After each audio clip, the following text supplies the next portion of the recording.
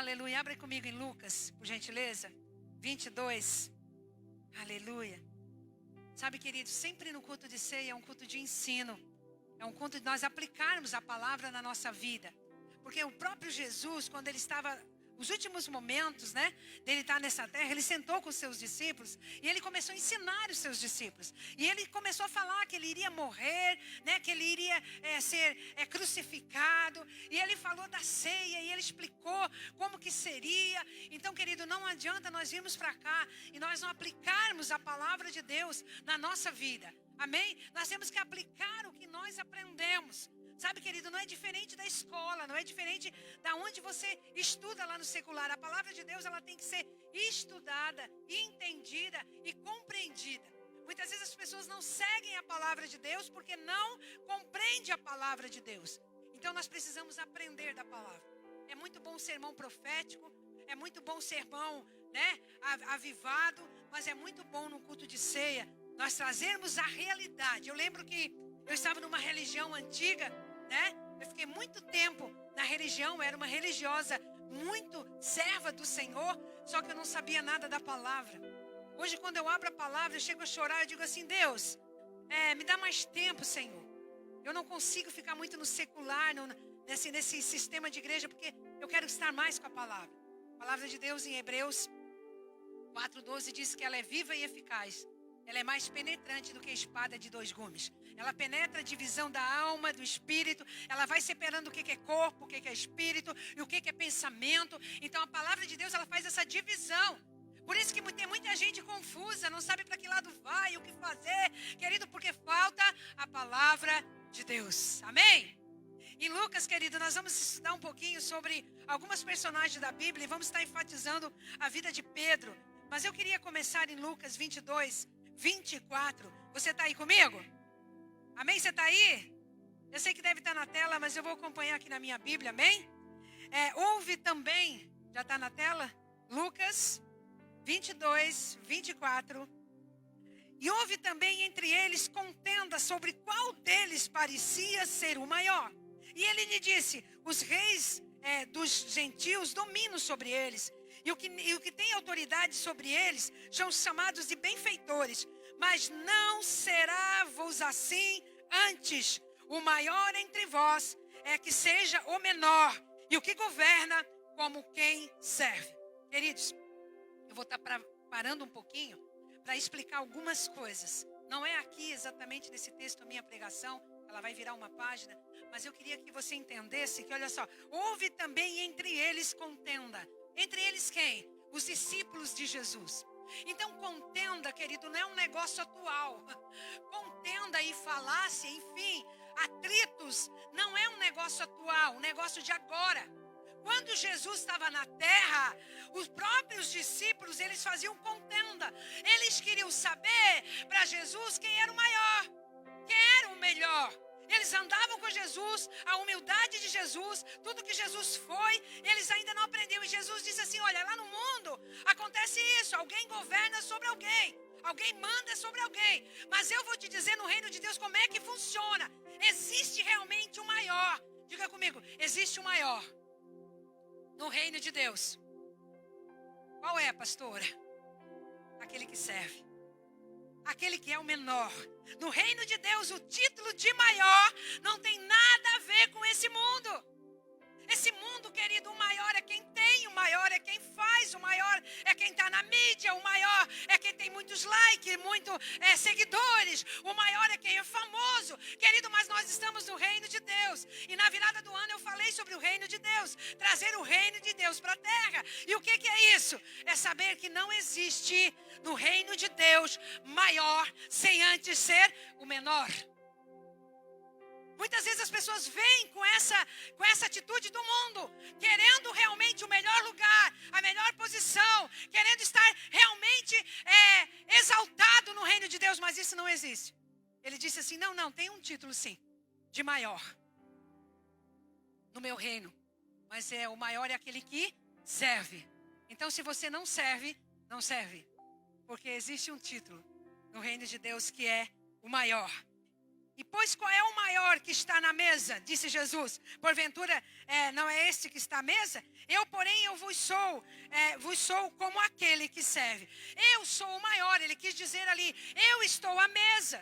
Eu estou servindo vocês. Eu vou para a cruz daqui a pouco. Eu vou morrer por vocês. Eu sou alguém que veio do céu. E alguém que vai voltar para o céu. Eu sou alguém que fez muito milagres. E eu estou servindo. Então façam isso também. Está fora de moda servir, amados. Está fora de moda lavar os pés de alguém. Está fora de moda, querido, realmente fazer como Jesus deixou dito para nós fazermos. Aleluia! E vós sois que tendes permanecido comigo nas minhas tentações. No 28. Vós que permaneceis comigo na minha tentação. Eu vos destino para ti o reino de Deus. Permanecer com Jesus, querido, não é quando tudo te vai bem somente. Eu conheço milhares, ainda ontem estava falando sobre isso. Pessoas que passam pela vida da gente, pessoas que passam por igreja, ou enfim, que passam na nossa vida, no nosso cotidiano, que só estão com Jesus quando tudo vai bem. Quando está passando pelo vale, como disse essa música, como está passando por crises, confrontos, negam Jesus. Deixam Jesus de lado. Ele disse assim, olha, se você quer o destino, o reino do meu Pai, você tem que ficar comigo também nas tentações. Você tem que ficar comigo quando as coisas não vão bem.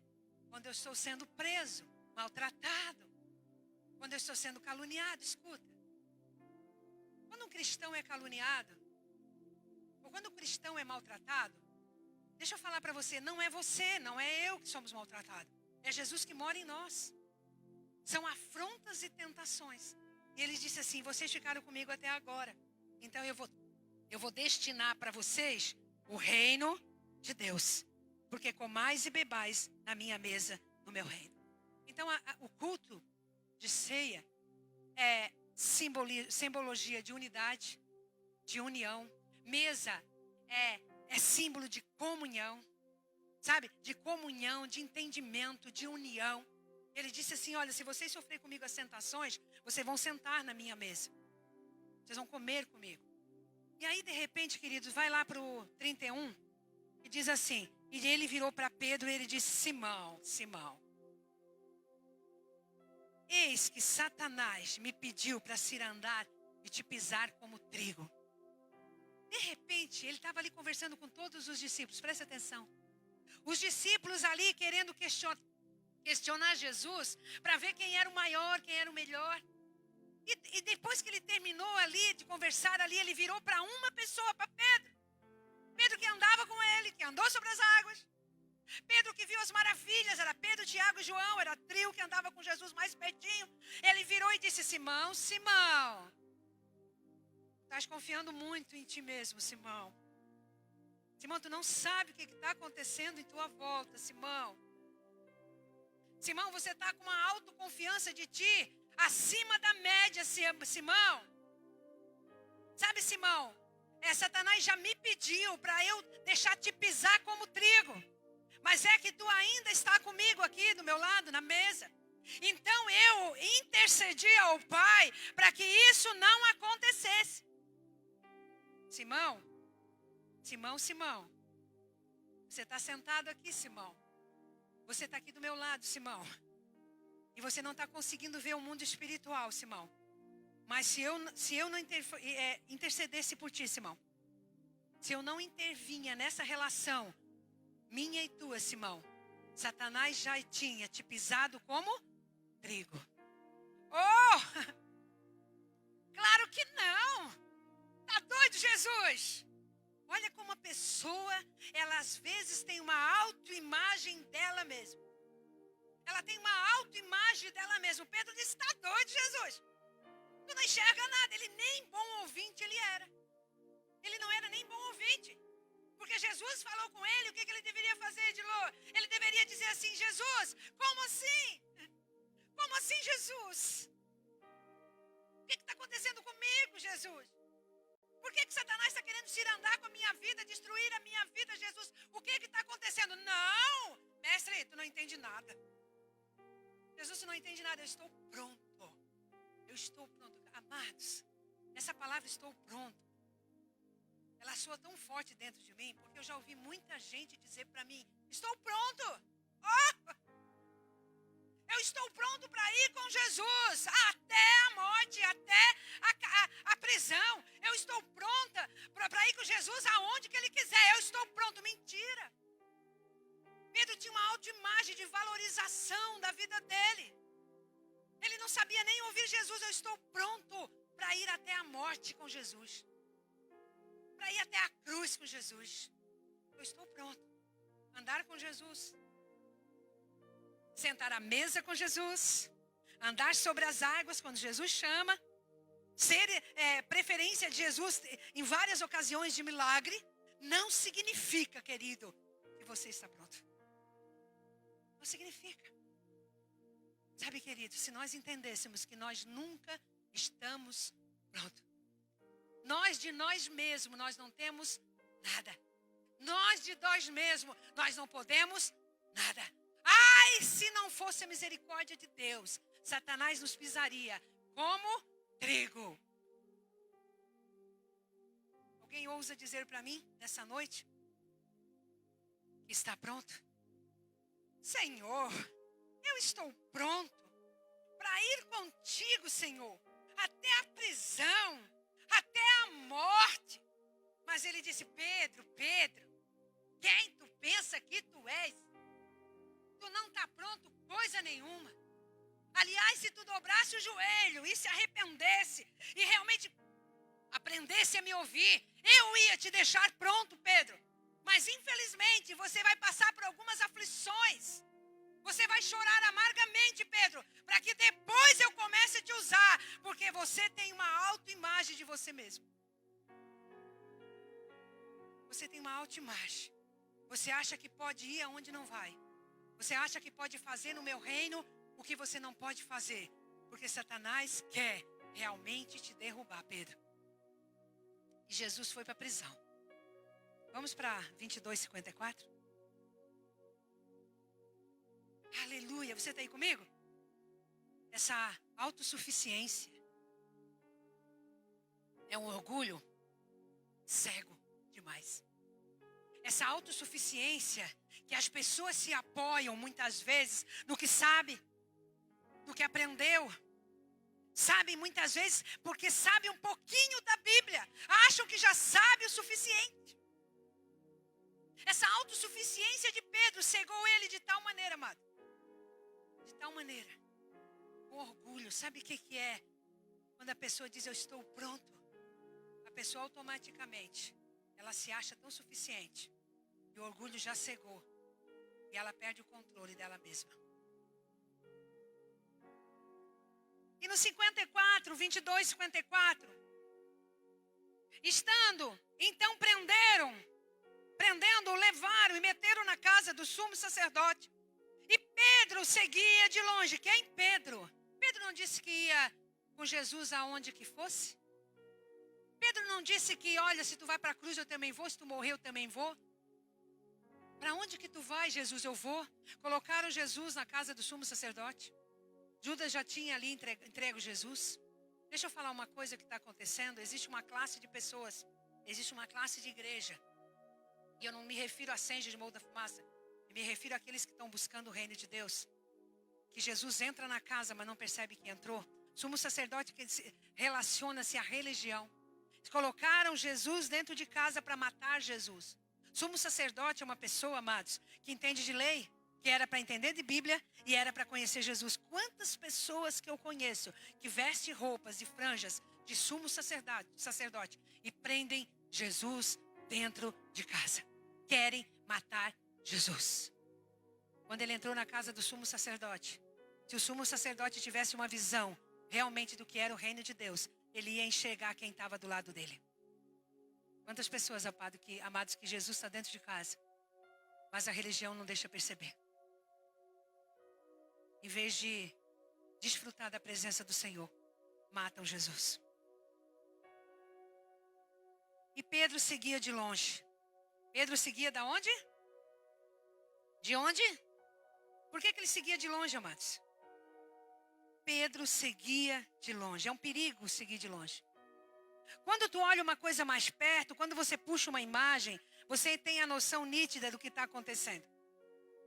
Triste é quando você começa a seguir de longe, principalmente Jesus. Pedro, quando ele não reconheceu a sua fragilidade, quando ele não reconheceu perante o Senhor, ele começou a perder ponto com o próprio Deus. A palavra de Deus diz que ele seguia de longe. E quando se segue de longe, querido, não consegue ter uma visão clara da situação.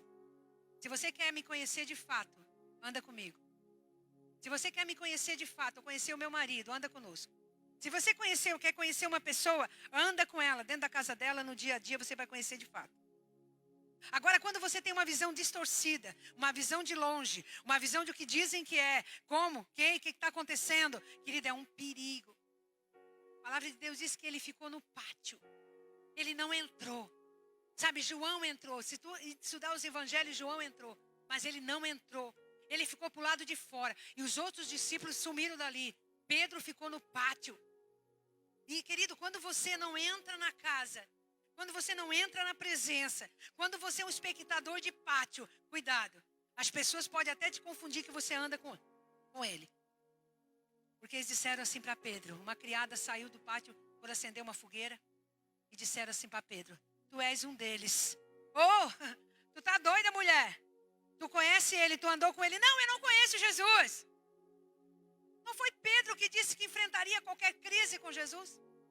Não foi Pedro que disse que ia para a prisão com Jesus, que ia à cruz com Jesus, que ia morrer com Jesus? Quantas vezes você prometeu isso para Jesus? Jesus, olha, eu passo pelo vale, mas eu não te deixo. Eu passo pelas afrontas, mas eu não te deixo. Eu posso ser encarcerado numa prisão, mas eu não te deixo. E qualquer situação te tirou para fora e te deixou no pátio.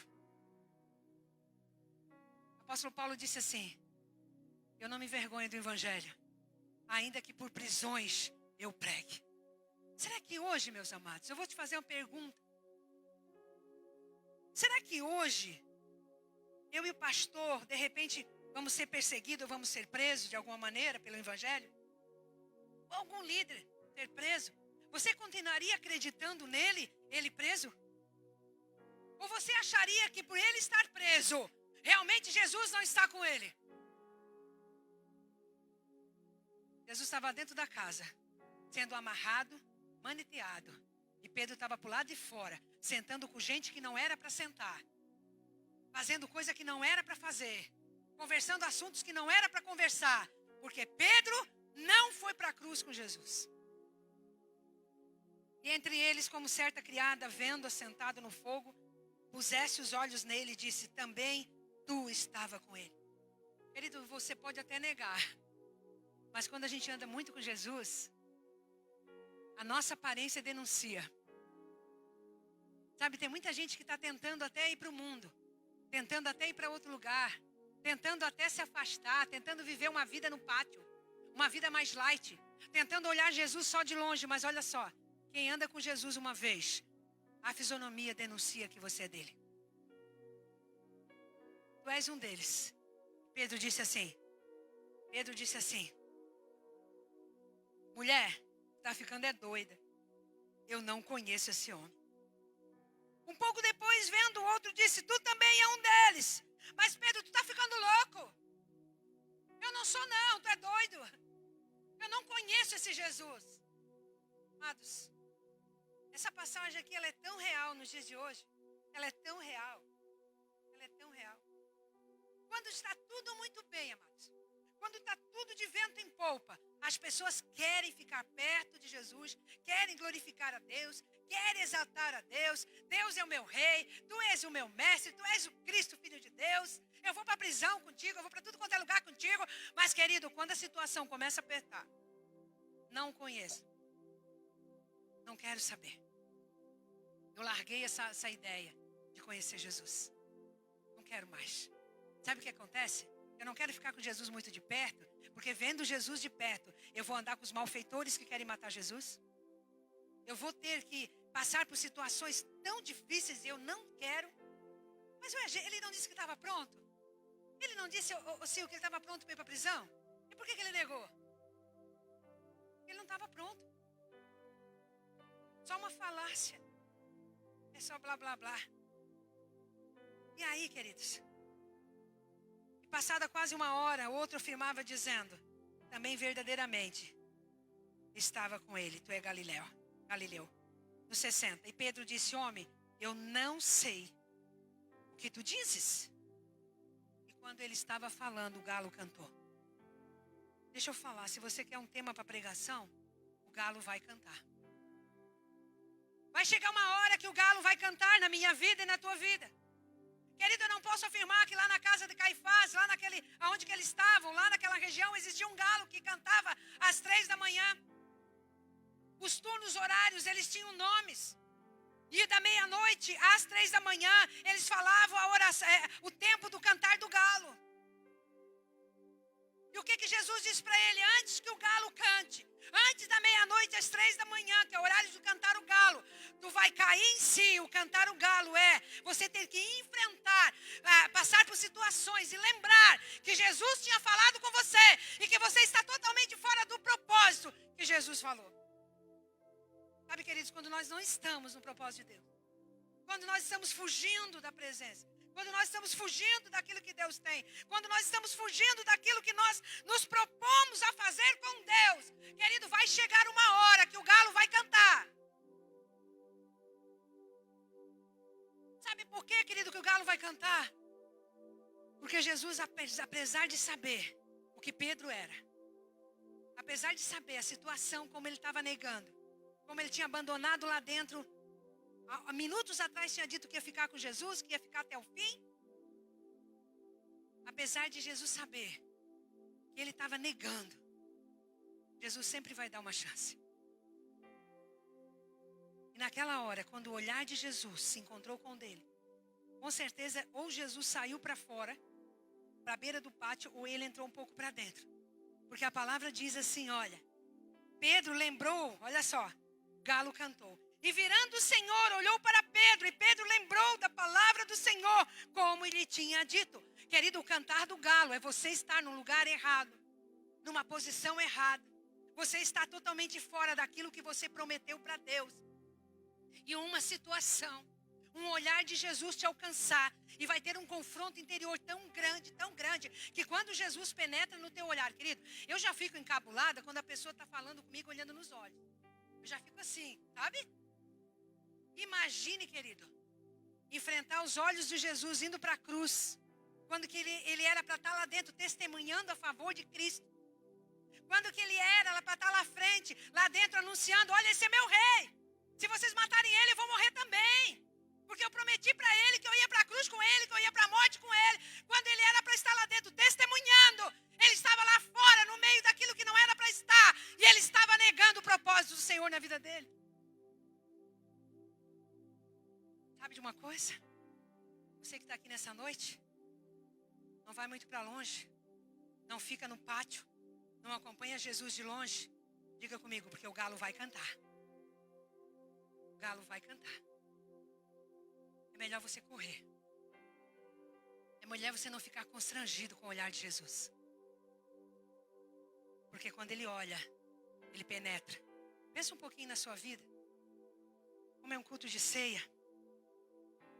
E saindo, como o Senhor tinha dito, antes que o galo cante, ele lhe negará 3 vezes.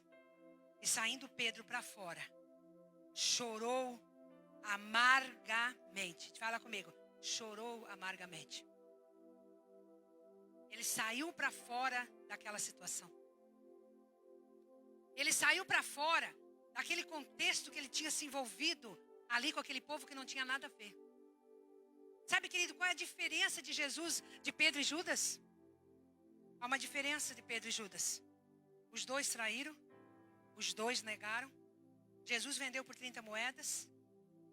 Judas vendeu por 30 moedas. Pedro negou. Há uma diferença? O sumo sacerdote matou Jesus. Há também outra diferença? Qual a diferença desses 3? Qual a diferença de Judas e Pedro? Pedro sentiu remorso. Pedro chorou amargamente. Judas sentiu remorso. Eu conheço tanta gente sentindo remorso. Tanta gente trocando Jesus. Tanta gente traindo Jesus. Vem para a igreja, sente remorso, a vida para, o esfriamento vem, a distância vem, está totalmente fora daquilo que Deus tem, porque remorso traz morte, arrependimento traz vida. Você pode dizer amém? A palavra de Deus diz que ele chorou amargamente. Ele saiu correndo e chorou amargamente. Querido, hoje o culto de Santa Ceia é um culto, meu amado, que eu choro amargamente. Eu falava para os meninos lá em cima do louvor que a gente estava orando, que eu não presto o dia que eu venho pregar. Eu não presto. Não me chame para nada, não me chame no zap, não me chame para nada, não me ofereça nada, não me dê presente, não me fale nada, porque eu não presto. Porque para eu estar aqui, eu tenho que chorar amargamente antes de estar aqui, pedindo perdão a Deus, me arrependendo. Quantas vezes eu tenho negado Ele? E por coisas tão banais eu tenho deixado esse Cristo. Eu que prometi fidelidade. Eu que prometi estar com Ele nas situações mais adversas. Há fases da nossa vida que parece que Jesus está preso. Há casas que nós vamos, que nós temos que falar de Jesus e Jesus está preso e maneteado. Tem situações da minha vida em que eu e o pastor enfrentamos, que parece que Jesus está amarrado, parece que nada Ele pode fazer por nós. Mas nós prometemos fidelidade e Ele é fiel. Aleluia. Qual a diferença, querido, de Judas e Pedro? Existe essa igreja no meio de nós. A igreja que sente remorso e não se arrepende. E cada dia mais ela fica mais longe do pátio, mais longe do Senhor. E existe a igreja que se arrepende e chora amargamente. Você está aí comigo? Então encerramos em João 21. Depois disso tudo, Jesus foi para a cruz. Jesus morreu. Pedro não viu mais Jesus. Os discípulos não viram mais Jesus. Lá na cruz, Jesus foi enterrado. Jesus morreu, apanhou, sofreu. Sabe, eu falava aqui outro dia numa pregação, uma pincelada de pregação. Quando Jesus entrou em Jerusalém, que foi naquele jumentinho, eles botavam ali os ramos e eles cantavam assim: Hosana, Jesus, Hosana, Filho de Deus, Hosana nas alturas. A multidão estava Hosana, Hosana, Hosana. Quando Jesus foi para a cruz, Lena, a mesma multidão e até os discípulos deixaram ele sozinho na cruz. Então não te preocupe, Lena. Quanto mais perto de Jesus, mais sozinha com ele tu vai ficar. E eles não viram, ele não viu mais Jesus. Em João 21, 7, você está aí comigo? Você está aí, igreja? Sabe, quando a gente conhece a palavra, não tem problema da gente passar pelos vales. Não tem problema pelas afrontas. Pelo contrário. Mais bem-aventurados sois se por minha causa sofreis injúrias, defamação, maltrato você. Mais bem-aventurado, mais feliz você tem que ser. O problema é que as pessoas querem seguir a Cristo e querem que esteja tudo bem. Tá tudo bem. Se não estiver bem, eu não estou com Cristo. Pelo contrário, querido. Quando tudo está muito bem, me preocupa. Porque Satanás quer se andar com a sua vida. E no 21, 7 diz assim: então, aquele discípulo a quem amava, disse a Pedro, João, né? E o Senhor, é o Senhor.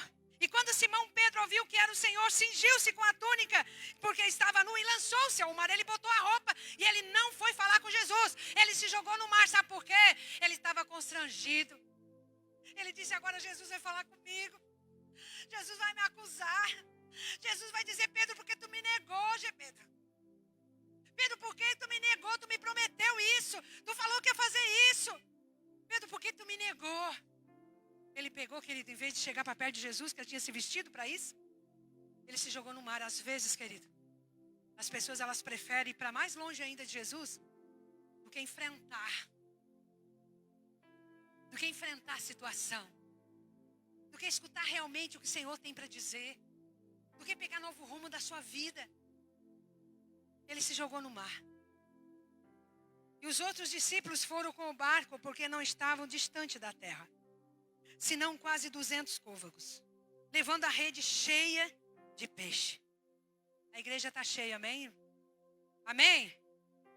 Aonde Jesus está, a rede está cheia. Vou falar de novo, aonde Jesus está, a rede está cheia.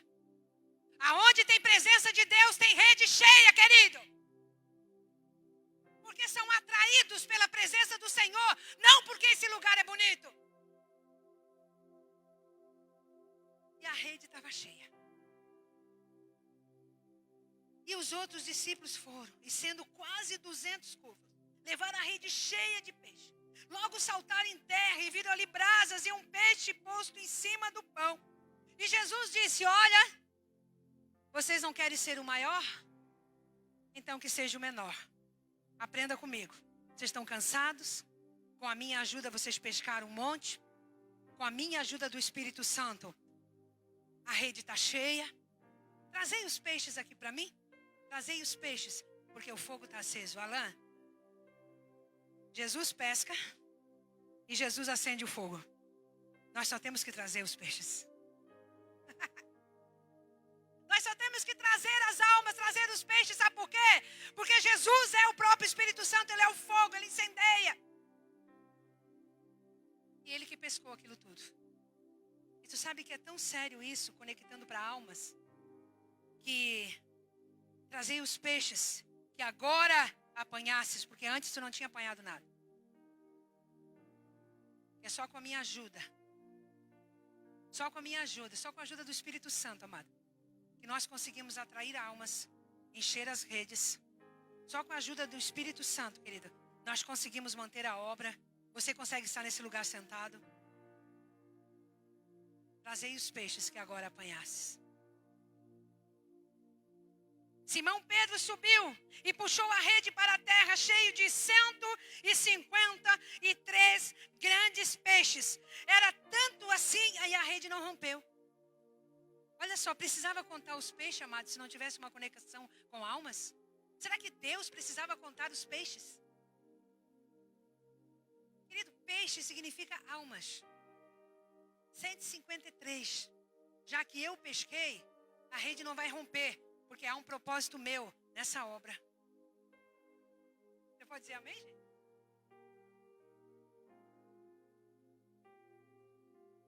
Aleluia. Disse-lhe Jesus: vinde e jantai. E nenhum dos discípulos ousava perguntar: quem és tu? Porque sabia que era o Senhor. O silêncio tomou conta. O temor tomou conta. Sabe, querido, não tem como, querido, olhar para Jesus. Presta atenção. Não tem como, querido. Não tem como, Ju. Olhar para Jesus e olhar para a nossa fragilidade, a nosso desinteresse, o nosso pecado e não ficar constrangido. Não tem como. Ninguém precisa apontar o teu pecado, querido. Ninguém precisa apontar o meu pecado, o teu pecado, querido. Basta nós ser próximo de Jesus e olhar para nós. Eu duvido, querido. Se Jesus comigo, Jesus contigo, Ele não vai olhar, querido, realmente o que nós precisamos. Não te preocupe, querido, de olhar para o meu pecado e nem apontar pecado de ninguém, querido. Porque na presença de Deus todos ficam constrangidos com o seu pecado. Mas diga comigo, na presença de Deus. Ali ele não estava mais no pátio com aqueles que não era para estar. Ele não estava mais com o bajulador. Ele não estava mais com ninguém. Ele estava na presença de Deus. Eu te convido nessa noite a jantar com Jesus. Eu te convido nessa noite a jantar com Jesus. Depois você pode jantar com quem você quiser. Depois você pode fazer o que quiser. Mas hoje Ele está convidando. Vem e jante comigo. Ninguém ousava dar uma palavra. Querido, quando eu dobro meu joelho, quase que diariamente, praticamente diariamente, eu fico constrangida todas as vezes que a presença de Deus se manifesta. Essa tarde eu dizia: o que eu vou fazer lá, Senhor? Eu sei que tem um povo amado, querido teu lá, que vai estar naquele lugar, porque a gente ora para você estar aqui, a gente jejua para você estar aqui. Tem um povo que tu ama, um povo que tu defende, um povo que tu perdoa, um povo que tu investe, Senhor. E quem sou eu? Eu tenho vontade de ficar igual a eles ali, ficar muda na presença de Deus. Ficar sem fala nenhuma, porque o que eu vou dizer para Deus perante semelhante ao que eu sou. Ninguém falava nada. Sabe, queridos, está na hora da gente não falar nada na presença de Deus mesmo. Está na hora da gente sentir tremor e temor. Pedro era muito falante. Pedro não escutava Jesus. Pedro, ele tinha sempre uma resposta para dar. Ele tinha sempre uma coisa para falar. Naquela hora ele não conseguia o antenor falar nada. Porque quando a gente olha para dentro de nós, a gente reconhece quem nós somos. Querido, verdadeiramente, quando a luz de Deus entra, a gente não consegue falar nada. Aleluia. Já era a terceira vez que Jesus se manifestava com seus discípulos depois de ter ressuscitado dos mortos. Querido, no 15, querido. No 15, olha como Jesus se importa. Olha como Jesus parou lá atrás, no Lucas 22, e parou aqui no João 21, 15. Novamente, ele estava no meio dos discípulos, ele estava jantando, o peixe devia estar bom, estava tudo sentado ali, ele olha para Pedro. Ele olha para Simão nessa noite, ele olha para Pedro nessa noite, ele olha para Maria nessa noite. Ele disse: Pedro, Simão, filho de Jonas. Sabe, queridos, ele estava dizendo: teu DNA é Jonas. As pessoas hoje, elas não honram mais a paternidade. Mas em todo o tempo, no Evangelho do Novo e Velho Testamento, a pessoa era conhecida como filho do fulano. Quando um filho de Jonas, filho de Abraão, filho... Sabe por quê, querido? Porque alguém te gerou. Tu és o que tu és hoje, é porque alguém te gerou e te cuidou. Jesus honra isso. Isso tanto no natural, como pai e mãe natural, como pai e mãe espiritual. Tenha respeito com teus pais. Tenha respeito com teus pais espirituais. Porque Jesus tem. Ele não disse Simão e Pedro. Ele disse Simão, filho de Jonas. Eu estou falando contigo, Simão. Tu me amas? Por que Jesus precisou ir na pescaria da onde que Pedro foi chamado? No momento que Pedro foi chamado, levou Pedro para lá de novo. Pedro estava na mesma situação, no mesmo mar, lá no mar, lá jantando com Jesus, a mesma situação de quando ele foi chamado para deixar as redes. Porque existe lugar de confronto, Alain, que tu precisa voltar para restituir.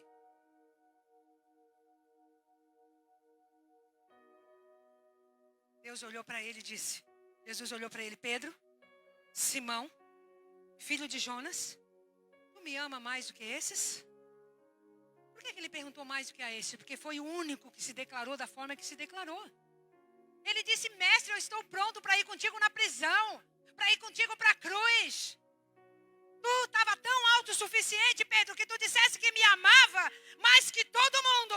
Mas a hora que veio a tribulação na minha vida, tu me negou, Pedro. Então eu quero te perguntar na frente desses agora: tu me ama, Pedro, mais do que a esses? Jesus está te perguntando nessa noite. Simão, filho de Jonas, ama-me? Ei, eu estou perguntando nessa noite, que o Espírito Santo gritou aqui atrás. Da forma que tu está andando, da forma que tu está fazendo, tu acha que tu está amando o Senhor de fato?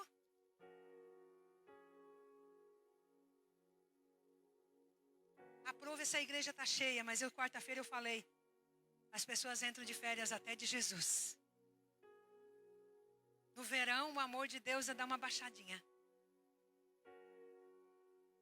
Simão, filho de Jonas, tu ama mais do que a esses? Ele respondeu: sim, Senhor, sabes que eu te amo. Tu olha para dentro de mim, tu sabes que eu te amo. Ah, se tu me ama, tem uma atitude coerente. Porque, Senhor, eu preciso cantar uma guitarra, tocar uma guitarra da hora, Senhor. Ô, Senhor, eu tenho que pregar no mundo inteiro, Senhor, para mostrar que eu te amo, Senhor. Senhor, o que eu tenho que fazer, Senhor? Querido, ninguém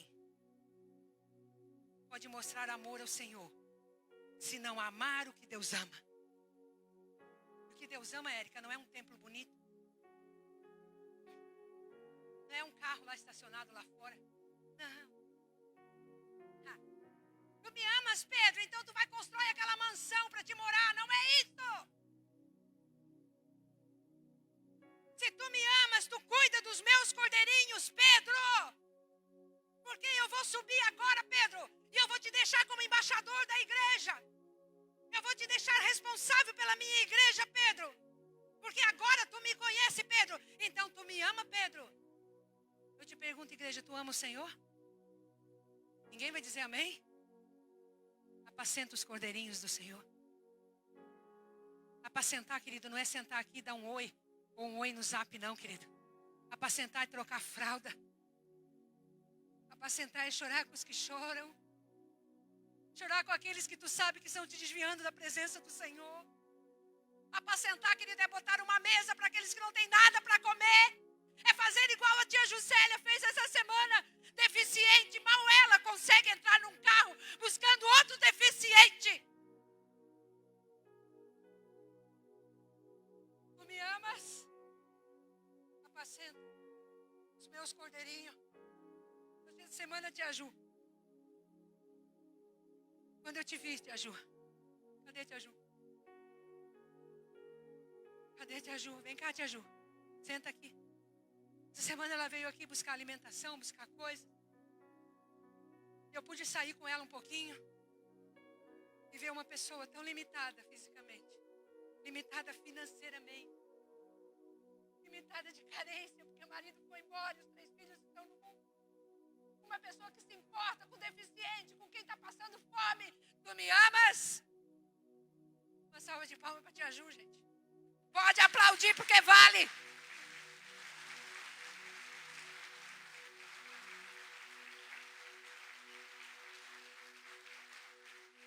Pode sentar aqui, tia Ju, do lado do pastor. Pode sentar do lado do pastor. Eu peguei ela, levei ela para almoçar e eu disse não. Eu levei ela para almoçar, ela não sabe. Que eu fiz isso para mostrar para ela como eu era grata. E como eu não estava fazendo nada. Tu me amas? Ah, pastora, eu não vou porque eu não gosto. Não, eu não gosto, eu não tenho tempo não. Não, eu amo Jesus. Tu ama Jesus o quê? Na tua cadeira de balanço? Não, tu não sabe, eu estou no louvor quinzenal. Eu estou fazendo dança quinzenal. Isso não é amor, querido. Eu falava ontem à noite na minha casa, eu volto a falar aqui. Tu foi apacentado, tu foi cuidado, tu foi limpo. Para quê, querido? Para apacentar, para limpar, para cuidar, para trazer gente para o reino de Deus. Tu não foi apacentar para sentar aqui e vir no culto quando você quer.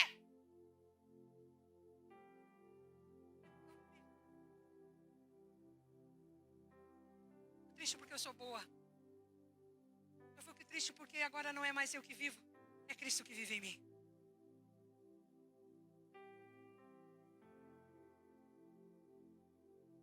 Primeiro aperto, primeira lutinha, nega Jesus, Elias. Vai embora, quer mais saber? Que amor é esse?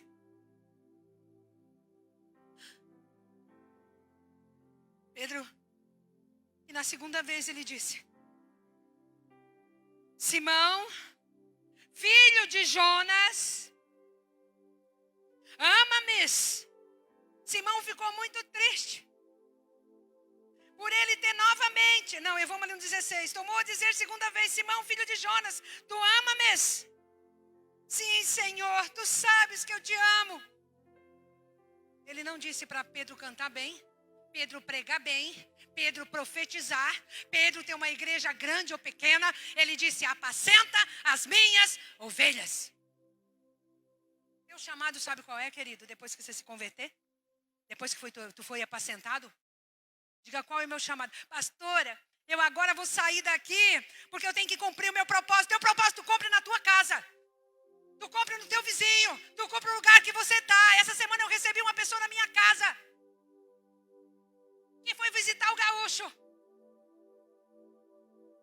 E sentamos à mesa para tomar um café e de repente nós tivemos que orar por ela, porque a filha dessa mulher estava tomando 5 comprimidos para dormir com 17 anos. Tu faz a obra, querido, quando tu ama de verdade o Senhor, aonde tu estiver, querido. Na turma da praia, na turma do teu trabalho. Você pesca esses peixes aonde você estiver, querido. Mas tem gente que fica só no pátio. Fica só de longe.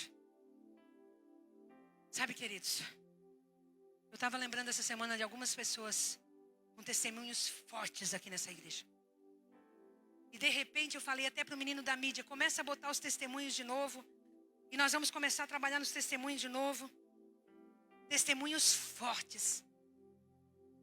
Pessoas que já deram entrevista e pessoas que ainda não deram. Que era para estar testemunhando a Cristo. Apacentando ovelhas. Cuidando de gente. Ficaram só com testemunho engavetado. Se eu não quiser abrir a Bíblia para ninguém, a minha vida prega. O meu testemunho prega. E o meu testemunho ganha vidas para Jesus. Eu contei para essa menina essa semana, de 17 anos. Ela tinha rejeição de pai, por isso ela estava tomando todos aqueles remédios no psiquiatra e psicólogo. Aí eu contei a minha história da infância. Ela falou, o quê? Então eu vou sair dessa. Não, tu vai sair, porque o meu testemunho vai te ajudar a te curar. Ama-me, Pedro. A segunda vez, Jesus está te perguntando, tu ama Jesus? Tu ama Jesus? Para mostrar que ama Jesus, querido, você tem que apacentar. Na verdade. Não, disse-lhe a terceira vez, Simão, filho de Jonas, tu ama-me? Simão entristeceu-se por ter dito a terceira vez, tu ama-me? Disse, Senhor, tu sabes. Pedro disse assim, sabe da primeira vez? Eu disse que eu estava pronto. É mentira, Jesus. Não estou pronto, não. Estou pronto, não. Tu que sabe, Senhor, se tu me ama, se eu te amo ou não. Porque se eu não cuidar, como eu fui cuidado, como é que eu vou mostrar meu amor, Senhor, por ti? E pela terceira vez, Edilor, Odisseia, ele disse, apacenta as minhas ovelhas. Quem é ovelha aqui? Não, levanta a mão, não tem nem bode, né? Quem é ovelha? Sabe qual é o teu chamado? Apacentar a ovelha. Pastor é o pastor, não, o pastor guia. O pastor orienta. O pastor ajuda da alimentação. Mas quem ganha ovelha é ovelha. E eu também sou ovelha.